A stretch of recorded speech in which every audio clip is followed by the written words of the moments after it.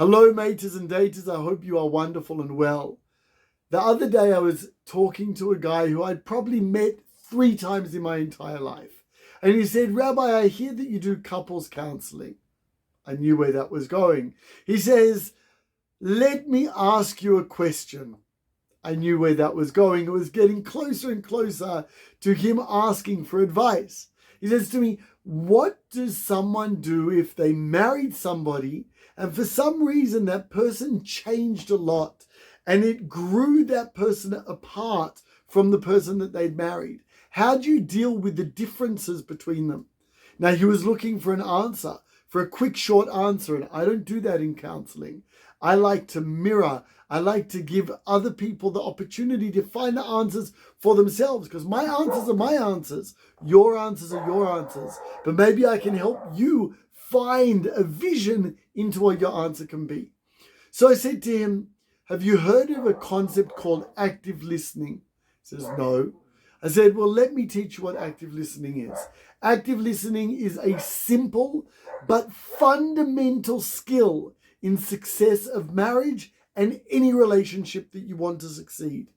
Active listening is when you reflect what you have heard from that other person. Why do we do that? 2 reasons. Number 1, we get to let them know that we're listening.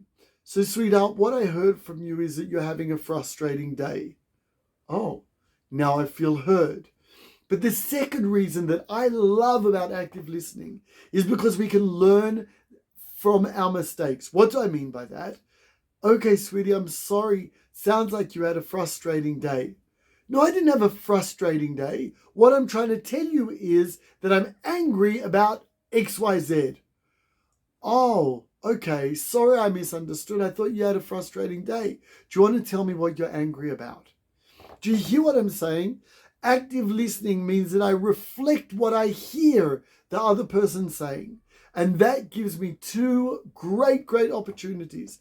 Number 1 is to allow the other person to truly be heard.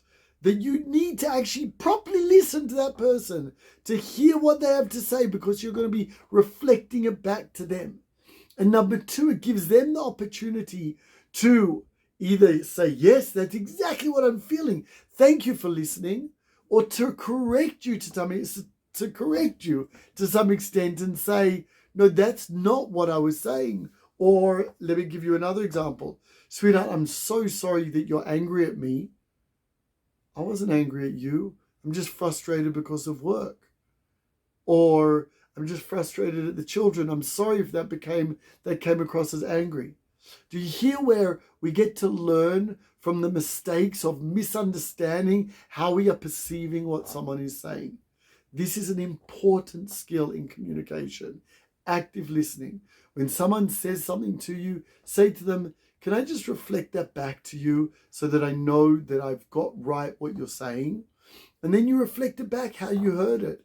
And that gives them the opportunity to either feel that you really listened and that's wonderful and can praise you, or no, you got it wrong, either because you weren't listening or because they expressed it in a way that was difficult to understand, and they get to correct you and say, no, what I meant was, or how I need you to hear it is the following thing.